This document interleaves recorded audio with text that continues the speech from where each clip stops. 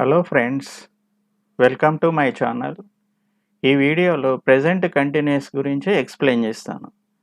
Present continuous టెన్స్లో am, is, are అనే helping వర్బ్స్ను ఉపయోగిస్తాము. ఈ యామ్, ఈజ్, ఆర్ అనే హెల్పింగ్ వర్బ్స్ పర్సనల్ ప్రొనౌన్స్కి ఏ విధంగా ఉపయోగించాలి? ఐ అనే సబ్జెక్ట్ వాడినప్పుడు యామ్ తీసుకోవాలి. వి, యు, దే అనే సబ్జెక్ట్స్కు ఆర్ ఉపయోగించాలి. ఈ షీట్ అనే సబ్జెక్ట్స్ వచ్చినప్పుడు ఈజ్ ఉపయోగించాలి. I am, we are, you are, he is, she is, it is, they are ఈ విధంగా వస్తుంటాయి. So am, is, are helping verb తర్వాత V4 ఫామ్ను అప్లై చేయాలి. మనం వెర్బ్ ఫామ్స్ తీసుకున్నట్లయితే 4 ఫామ్స్లో ఉంటుంది ఒక verb. V1, V2, V3, V4. Work V1 form అవుతుంది, వర్క్డ్ V2 ఫామ్ అవుతుంది, వర్క్డ్ V3 అవుతుంది, వర్కింగ్ V4 అవుతుంది. వర్కింగ్ అనే ఫామ్ను ప్రెజెంట్ కంటిన్యూస్ టెన్స్లో ఉపయోగించాలి. పాజిటివ్ సెంటెన్సెస్ తీసుకున్నట్లయితే subject plus am, is, are plus V4 వస్తుంది. ఐ యామ్ వర్కింగ్, నేను పనిచేస్తున్నాను. వీఆర్ వర్కింగ్, మేము పనిచేస్తున్నాము. యు ఆర్ వర్కింగ్, నీవు పనిచేస్తున్నావు. ఈజ్ వర్కింగ్, అతడు పని చేయుచున్నాడు. షీ ఈజ్ వర్కింగ్, ఆమె పని చేయుచున్నది. ఇట్ ఈస్ వర్కింగ్, అది పని చేయుచున్నది. దే ఆర్ వర్కింగ్, వారు పని చేయుచున్నారు. ఈ విధంగా పాజిటివ్ సెంటెన్సెస్ను ఉపయోగిస్తాం. Number 2, negative sentences. ప్రిన్సిపల్ ఏమొస్తుందంటే subject plus am, is, are plus not plus V4 వస్తుంది. ఐ ఆమ్ నాట్ వర్కింగ్, నేను పని చేయడం లేదు. వీఆర్ నాట్ వర్కింగ్, మేము పని చేయడం లేదు. యు ఆర్ నాట్ వర్కింగ్, నీవు పని చేయడం లేదు. హీ ఈస్ నాట్ వర్కింగ్, అతడు పని చేయడం లేదు. షీ ఈస్ నాట్ వర్కింగ్, ఆమె పని చేయడం లేదు. ఇట్ ఈస్ నాట్ వర్కింగ్, అది పని చేయడం లేదు. దే ఆర్ నాట్ వర్కింగ్, వారు పని చేయడం లేదు. ఇవి నెగటివ్ సెంటెన్సెస్ అవుతాయి. థర్డ్ వన్ వస్తే ఇంటరాగేటివ్ సెంటెన్సెస్, క్వశ్చన్ చేయడం అన్నట్టు. ప్రిన్సిపల్ తీసుకున్నట్లయితే am, is, are plus subject plus V4 వస్తుంది. యామ్ ఐ వర్కింగ్, నేను పని చేయుచున్నానా? ఆర్ వి వర్కింగ్, మేము పని చేయుచున్నామా? ఆర్ యు వర్కింగ్, నీవు పని చేయుచున్నావా? ఈజ్ హీ వర్కింగ్, అతడు పని చేయుచున్నాడా? ఈజ్ షీ వర్కింగ్, ఆమె పని చేస్తూ ఉందా? ఈజ్ ఇట్ వర్కింగ్, అది పని చేస్తూ ఉందా? ఆర్ దే వర్కింగ్, వారు పని చేయుచున్నారా? ఈ విధంగా ఇంటరాగేటివ్ సెంటెన్సెస్ ఉపయోగిస్తాం. ఫోర్త్ వన్ వస్తే నెగటివ్ ఇంటరాగేటివ్ సెంటెన్సెస్. ప్రిన్సిపల్ తీసుకున్నట్లయితే am, is, are plus subject plus not plus V4 వస్తుంది. యామ్ ఐ నాట్ వర్కింగ్, నేను పని చేయడం లేదా? ఆర్ వి నాట్ వర్కింగ్, మేం పని చేయడం లేదా? ఆర్ యు నాట్ వర్కింగ్, నీవు పని చేయడం లేదా? ఈజ్ హీ నాట్ వర్కింగ్, అతడు పని చేయడం లేదా? ఈజ్ షీ నాట్ వర్కింగ్, ఆమె పని చేయడం లేదా? ఈజ్ ఇట్ నాట్ వర్కింగ్, అది పని చేయడం లేదా? ఆర్ దే నాట్ వర్కింగ్, వారు పని చేయడం లేదా? ఈ విధంగా 4 టైప్స్ ఆఫ్ సెంటెన్సెస్ మనం ప్రెజెంట్ కంటిన్యూస్ టెన్స్లో ఉపయోగిస్తాం. పాజిటివ్ సెంటెన్స్ ప్రిన్సిపల్ తీసుకున్నట్లయితే subject plus am, is, are plus V4 వస్తుంది. నెగటివ్ సెంటెన్స్ ప్రిన్సిపల్ తీసుకున్నట్లయితే subject plus am, is, are plus not plus V4 వస్తుంది. ఇంటరాగేటివ్ సెంటెన్స్ తీసుకున్నట్లయితే am, is, are plus subject plus V4 వస్తుంది. Negative interrogative sentence తీసుకున్నట్లయితే am, is, are plus subject plus not plus V4 వస్తుంది.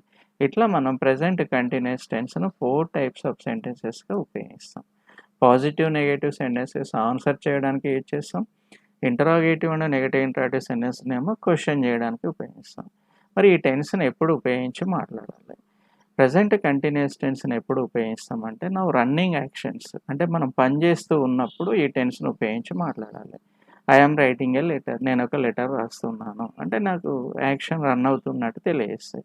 They are watching TV, వారు TV చూస్తున్నారు. She is working, ఆమె పని చేస్తుంది. దే ఆర్ ప్లేయింగ్, వారు ఆడుతున్నారు. ఇట్ ఈస్ రైనింగ్, వర్షం పడుతూ ఉంది. ఇట్లా రన్నింగ్లో ఉన్న యాక్షన్ చెప్పేటప్పుడు ప్రెజెంట్ కంటిన్యూస్ టెన్స్ని యూజ్ చేయాలి.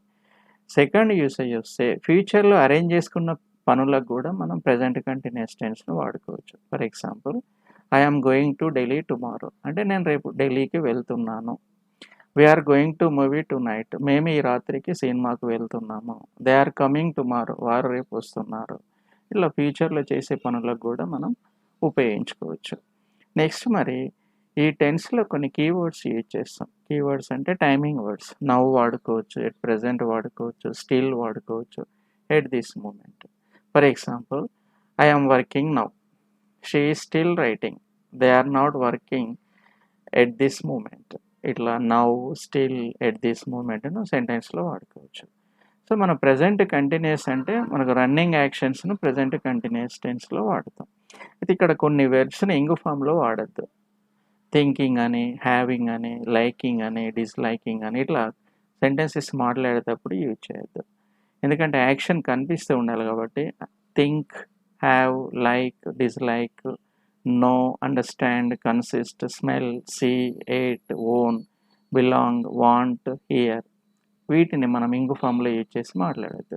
అదేవిధంగా notice, recognise, appear, look, seem, wish, desire, love, hope, believe, agree, consider, remember, possess ఇవి కంటిన్యూస్ ఫామ్లో యూజ్ చేసి ప్రజెంట్ కంటిన్యూస్లో యూజ్ చేయొద్దు. ఫర్ ఎగ్జాంపుల్ తీసుకున్నట్లయితే I am having a car అంటుంటాం. ఇది ఇట్లా యూజ్ చేస్తే రాంగ్. ఇది ఐ హ్యావ్ ఏ కార్ అని చెప్పాలి.